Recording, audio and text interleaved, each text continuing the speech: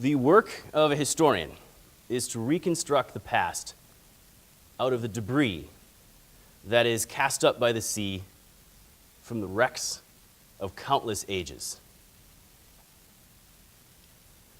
Those are the words of the British historian Herbert Butterfield. To examine the relationship today between Catholicism or Christianity and the modern world, we turn to some of the debris from the past. But which past? And which modern world do we look to? Well, from the perspective of Western history, which is the history that we are currently part of, modern history began in or around 1492, Columbus, until today. But you can break down modern history into early modern and modern. Early modern running from Columbus until the French Revolution, 1789. And modern history overlapping a little with the Enlightenment in the mid-18th century and the beginning of the French Revolution in 1789 until today. So these events of the Enlightenment, the French Revolution are crucial, key events in the beginning of modern history. Now, the modern world is the world in which we now live. It is the world around us. We love it because it's ours. However, our world has been created partly by the ideas of modernity, an atmosphere of ideas, a mentality prevalent today shaped by the Enlightenment, which sometimes conflicts with Catholicism. By modern world, then, I mean both the modern world in the West that we live in and that we love, as well as the mindset of modernity that we can critique and not necessarily accept. So the argument of this lecture, this speech, is very simple. The argument is that the relationship between Catholicism and the modern world can be understood in terms of conflict and cooperation. Conflict on the one hand and cooperation on the other hand. Conflict in terms of both physical violence and a conflict of ideas. In the relationship between Catholicism and the modern world since the Enlightenment and French Revolution. There has also been significant cooperation. So I will offer a series of stories to illustrate these themes of conflict and cooperation. History is the reconstruction of the past out of the debris that is left to us. It is about facts, but it is also about narrating those facts in a way that is meaningful to us in the present. It is about marshaling facts to either corroborate or demolish an argument. There is no such thing as objective history. There is history that is fair. There is history that is faithful to the facts. But, as for all of us, there is the necessity to take a position, to make an argument, to weave facts into a meaningful tale. The meaning of my tale is this. Christians and Catholics today should not be surprised at conflict, even as they should work toward cooperation with others in the modern world.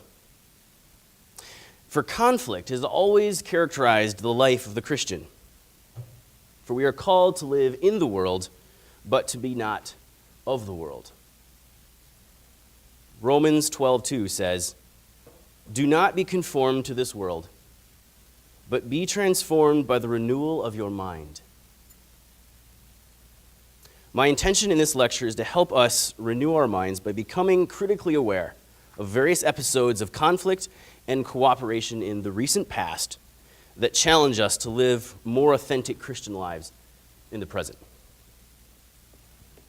So, the structure of the talk is very simple. Part 1 is about conflict. Part 2 is about cooperation. And then we conclude. Then we'll have time at the end for some questions. So, part 1. I have here some debris from the past. This is a story. September 2nd, 1792. You're in Paris. You are at the convent of the Carmelites, which is being used as a prison. In the courtyard, there are 150 priests some of them are talking quietly, some of them are praying the divine office. They've been held there for 2 weeks. Outside of the convent, there's yelling in the streets and banging at the door, at the gates of the convent. And finally, the gate is smashed open, and the officer rushes forward and demands for the Archbishop of Arles. Well, one of these robust priests who was near him strode forward and confronted him and said, demanding a fair trial for himself and for all of the priests present. A shot rang out and he fell to the ground. So the archbishop, who was over here praying, realized that violence was beginning, so he stood up boldly and confronted the officer and said, "I am the man you're looking for." Slashed across the face with a sword. He fell to his knees and then dropped the rest of the way as a pike was driven through his chest, and he died. Meanwhile, the rest of the soldiers came through the gate and shoved all of the priests into one of the churches there that was in the convent and locked the door. They're inside praying, giving each other absolution, and saying the prayers for the dying. As the soldiers come in and are debating what to do out here in the courtyard. Finally, the door to the church is thrown open, and one by one they're dragged out and they begin to kill them. But then someone yells, "Stop, stop, we're meant to try them." So they set up a rough table, the officer sits down, and a priest is dragged up in front of him, and the officer interrogates him and then demands that he swear an oath to the regime, to the civil constitution of the clergy, which had been a law just passed by the government, which had nationalized the church in France and basically put it under the control of the government. Demanded the priest take this oath. Each one refused, and each one was killed. Most of their bodies were thrown down a well. The rest of them, which had been hacked to pieces, were piled into carts, along with the 2,000 to 3,000 other people slaughtered in Paris between September 2nd and September 5th, 1792, as counter-revolutionaries and religious fanatics. Women came off the streets. There was singing and dancing. Some of the women sewed ears onto their dresses as the bodies were piled into the carts and hauled away. Now, this is a story of the September massacres in the French Revolution, and it raises many questions. What was the French Revolution, and why did these awful events happen? Well, there are too many questions to address here and now. However, it should be noted that Vladimir Lenin, the Russian Marxist revolutionary and communist politician who led the Russian Revolution of 1917 and hated Christianity, looked back with high approval and respect to the French Revolution. There is a connection between the French and Russian revolutions in a way that there is not a connection between the American Revolution and the Russian Revolution. That is because republicanism and Christianity merged in America in a way that they did not in Europe. Catholicism and the revolutionary tradition were much at odds in Europe, where both the French and Russian revolutions tried to destroy Christianity. Thus, in order to understand the history of the conflict between Catholicism and the modern world, there are few better places to begin than the French Revolution. This titanic event was like an earthquake, shifting tectonic plates beneath Europe, the aftershocks of which reverberated throughout the 19th century. It began in 1789 with the legitimate and moderate complaints from the three estates of France: the clergy, the nobility, and the common people. The upper clergy and nobility had too much of the wealth. They admitted it, most of them. The French state and the common people were struggling financially. Negotiations began to break down as these groups were meeting together, and a new government formed. This got the ball rolling. it continued to roll. The people demanded more power. They became more radical. They were inspired by the writings of Rousseau. The voice of the people became the voice of God. Nothing restrained them. The new government passed the Declaration of the Rights of Man and Citizen, 1789, which defined radical notions of sovereignty, of liberty, and of law.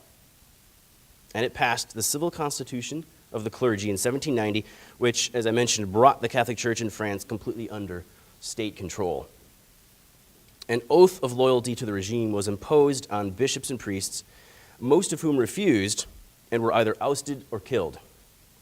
Church lands were taken and sold off. Monasteries closed.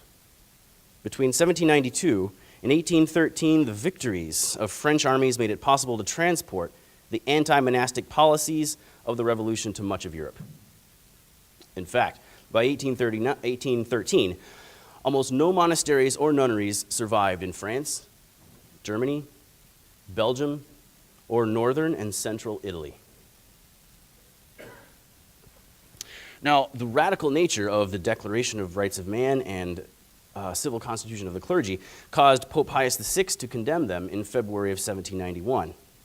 This was the opening move by the Pope against the excesses of the French Revolution and the radical liberalism it espoused. The Pope's condemnation led to a crisis for French Catholics because it drove a wedge between those who supported the government church and those who supported priests loyal to Rome, very similar to the situation we have today in China. It was because of this condemnation that the French radicals set out to invade Rome and destroy the Pope's temporal sovereignty. The Pope refused to withdraw his condemnations. The French army moved in, captured Rome in 1798, dethroned, exiled, and imprisoned the 82-year-old Pope. He died in captivity. Now, while it is true that Napoleon, after the end of the French Revolution in 1799, came to an agreement with the church, with the Concordat of 1801, revolution and republicanism became tied to anti-Catholicism in Europe.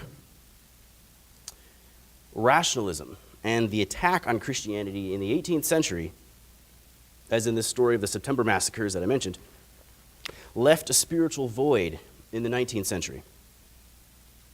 Now, from the philosophy of the human person, we know that man is a spiritual animal.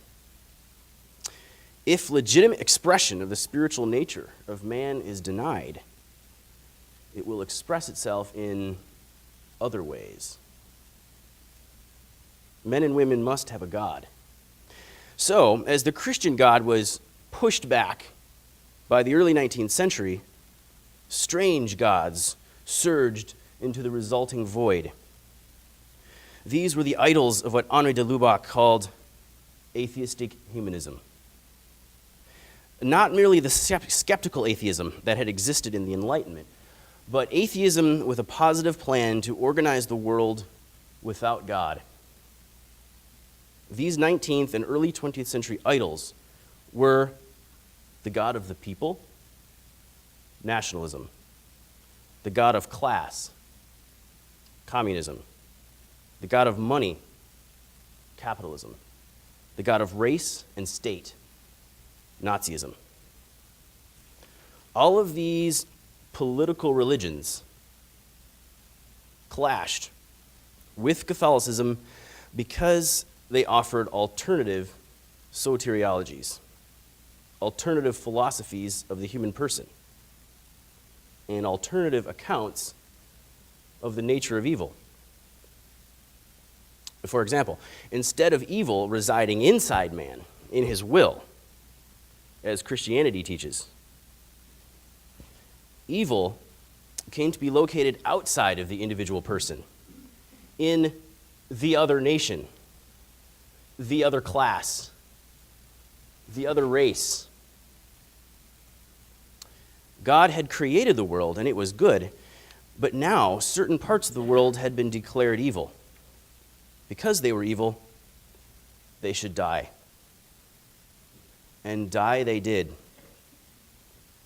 The Russian Revolution in 1917 led to the creation of the concentration camps and religious persecution characteristic of the totalitarian regimes in the 20th century. Here, the dictatorship of the proletariat was limited by no rules. There were 20 to 30 million victims of communism during the history of the Soviet Union. Thousands of Catholic parishes were closed. Property was stripped away. Schools and seminaries nationalized. Bishops, priests, and lay people murdered as counter-revolutionaries,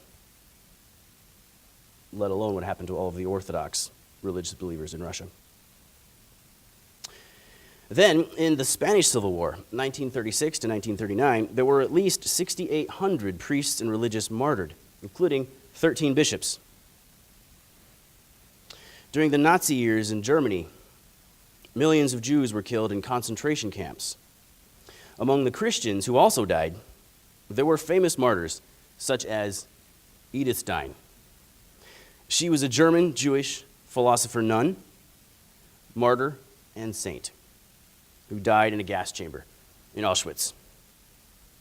Then there was the amazing Maximilian Kolbe, who was a Spanish conventual Franciscan friar who volunteered to die in place of a stranger in Auschwitz. The German Lutheran pastor and theologian Dietrich Bonhoeffer died as a martyr in opposition to the Nazi regime. And then there was Sophie Scholl. She was a 20-year-old German devout Lutheran woman, the age of most of the students here. She was at the University of Munich, and with her friends and her brother, they created the movement known as the White Rose. This was a resistance movement that brought together devout Lutheran and Catholic students to write and publish pamphlets against the Nazi regime in 1942 and 1943. There's a famous film on this, a German film came out a few years ago called Sophie Scholl, S-C-H-O-L-L.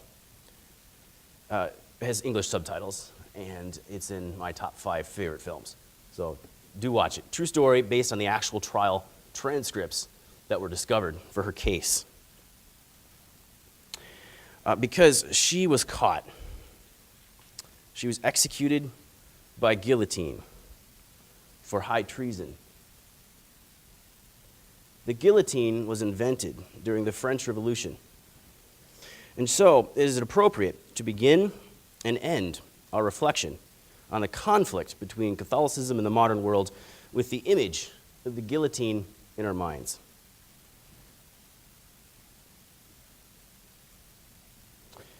Now, part 2, cooperation.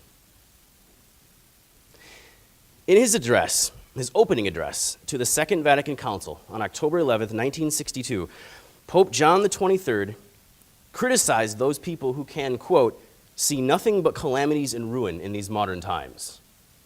The kind of people who only have an image of the guillotine in their minds. Those people, he said, have learned nothing from history, which is the teacher of life.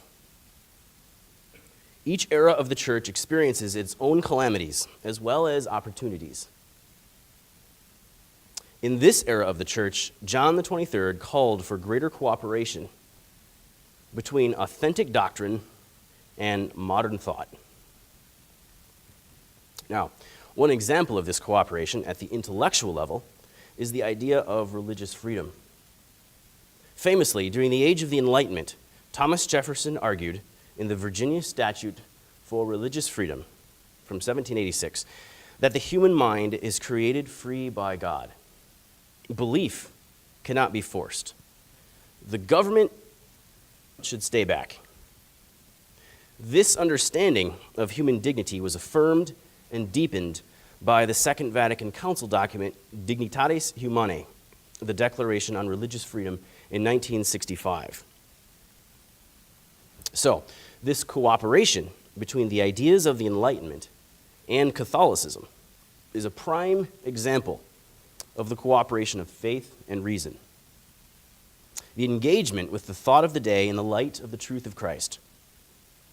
as Thomas Aquinas did in the medieval ages by engaging the philosophy of Aristotle. Now, to further illustrate this theme of cooperation between Catholicism and the modern world, I will focus not on the intellectual level, but on the life of a man named Father Jean de Smet, who lived from 1801 to 1873. He was an incredible man. He was a Belgian Catholic priest, Jesuit missionary, and explorer. The sources for his life include the countless letters he wrote to many friends over 40 years, and his several books published in English, Dutch, German, and French. He was famous for his work among the Native Americans of the American West, and for 30 years, he was the most influential man in the American wilderness. But to tell the story of this man, we need to do two things. First is, we have to return to the story of the French Revolution, because he was born in 1801 in Belgium, just north of France, right at the end of the French Revolution. That'll be the first thing. And then two, we'll need to briefly summarize the history of the Jesuits, because he was one. So firstly, the secular tides of the French Revolution that swept across Europe engulfed Catholic Flanders, which is now Belgium. And that country was ruled by France from 1797 to 1815, which was the downfall of Napoleon. So the anti-Catholicism of the French Revolution led to the closing and ransacking of Flemish monasteries and forced priests into exile. It was into this dangerous world that Pierre Jean de Smet was born. He grew up handsome, athletic, strong. His friends nicknamed him Samson, and with a consuming interest and love of books. And he wanted to be a priest. Now, one day in school, he heard a talk by a priest, a traveling priest, named Father Charles Nerinx. Nerinx had been in hiding during the French invasion of Flanders, using disguises to get around, hiding, camping out in chapels, until he eventually fled to the United States, where he became known as the Apostle of Kentucky. With his love of Catholic education, he founded an order, the Sisters of Loretto, in 1812. Now, Father Nerinx traveled back to Belgium once in a while to just try to fundraise and find other helpers. So he was giving one of his talks, and Pierre Jean and his friends attended it. They became inspired. They dreamed of going to America. So, contrary to his father's wishes, Pierre Jean snuck out of Amsterdam with his friends, headed for America with 8 young men, 20 years of age, who wanted to be Jesuit priests. Now, on board ship, one can imagine them wondering if they had made a huge mistake. Leaving behind very comfortable Belgium, middle-class families, everything they knew, maybe this was sort of irrational bravado. Maybe this was not prudent.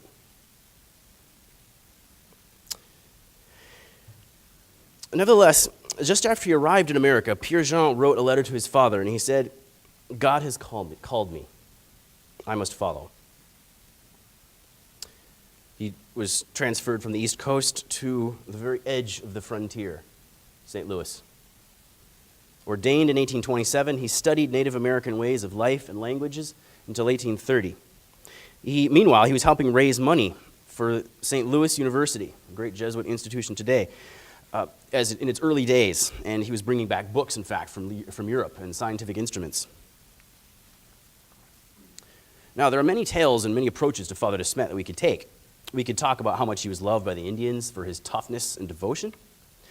We could talk about how many times he narrowly escaped death, how he would fearlessly go from the tribe he was living with at the time. He would go to the next tribe, their enemies, to try to make peace. And they would beg him, "Oh, please don't go. We'll never see you again. They'll kill you." He would go boldly and make peace between tribes and between tribes and the U.S. government. We could talk about how he traveled across these very great plains that we have here.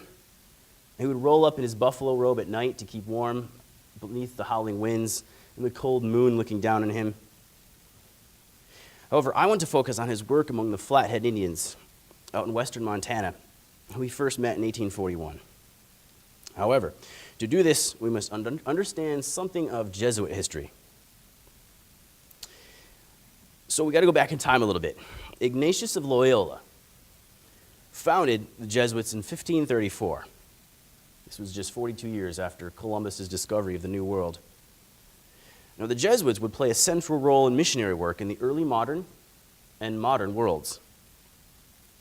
They followed literally the words of Christ, "Go therefore, make disciples of all nations, baptizing them in the name of the Father and of the Son and of the Holy Spirit." By 1542, that's 8 years within their founding, the Jesuit priest Francis Xavier was already in India and then Japan, baptizing thousands. His hand is on display in the Jesuit church in Rome because he baptized so many people with his hand at the Jesu, a gorgeous church, a Baroque church in Rome. If anybody goes there, go see it for sure.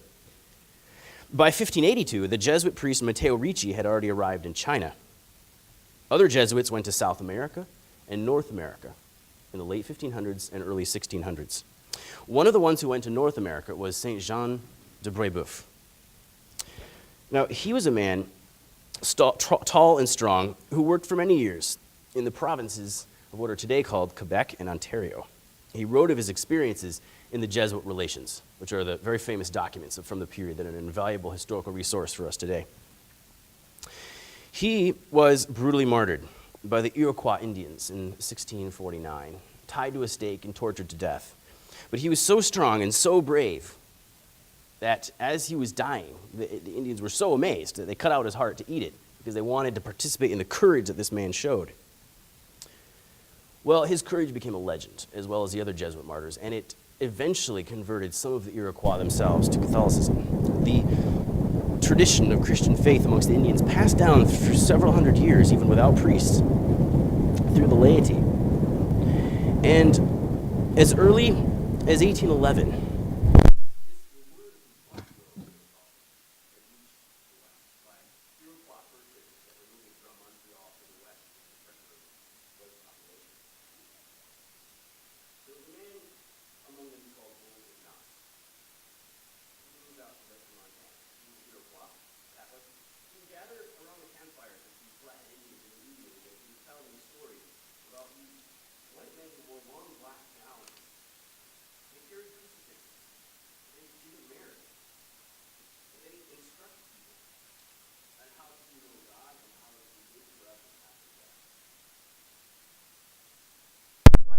neighbors, the Nez Perce, became so interested that they sent delegations to St. Louis to try to get missionaries.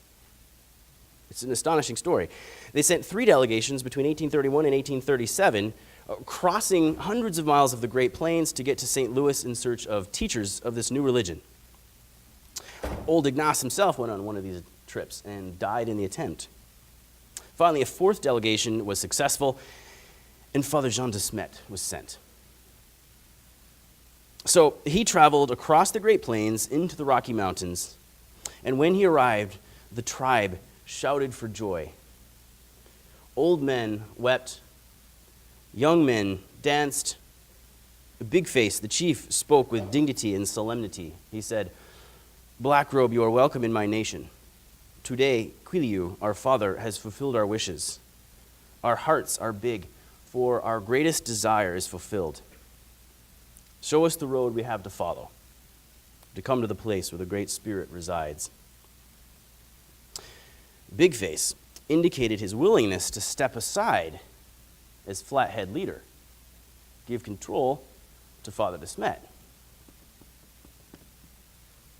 But since Father de Smet had taken Political Science 101, responsible citizenship, he knew Matthew 22:21, which says, "Render to Caesar the things that are Caesar's, and to God the things that are God's." He knew the proper distinction between church and state, which is so unique to the Christian and Catholic tradition.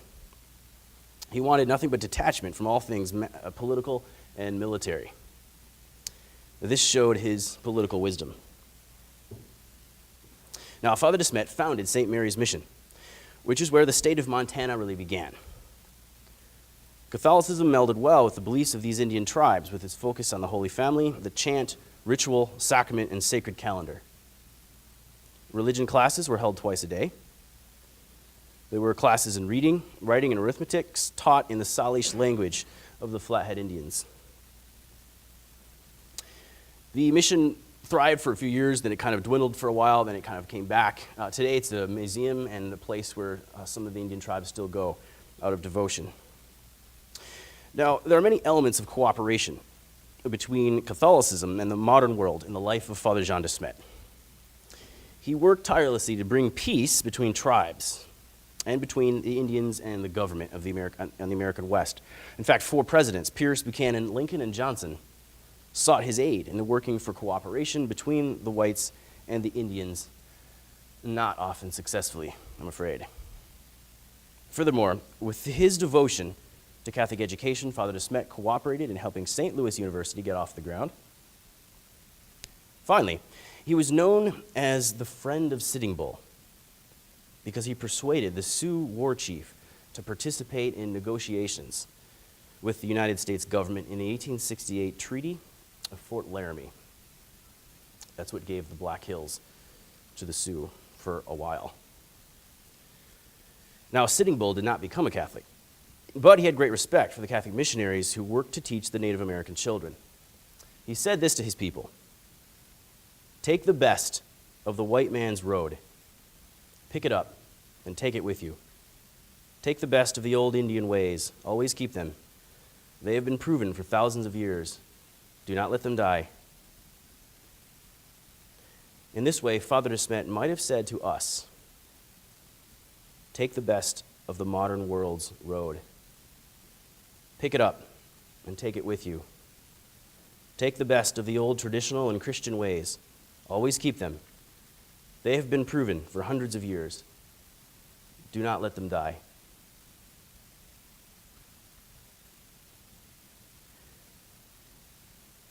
Now, in conclusion, at the University of Mary, we are engaged in one vast project of cooperation, of service to all the people of this region and beyond. But, alas, conflict will always be with us and in us as frail human creatures. We must live in the world, but be not of the world. We cannot wait for conflict to end before setting out to work for the dreams and vocations that are given to us. We must not wait for everything to be just right before sneaking away and setting out across the ocean to a new world. We will be afraid. We will doubt ourselves. But when a calling, a mission, is given to one in life, we must pursue it with courage. Ultimately, the meaning of our lives, the meaning of history, is not created. It is discovered, and it is given. We must set about discovering what has been given to each of us, as in, for example, the visionary experience of the Native American religions, when a path is given to a particular individual to follow through life. Well, the mission that has been given to me is this: to help students ask tough questions about why they are here, alive, now, in this place. To help renew the life of the mind among students. To strive to view my discipline through the perspective of Catholic Christianity.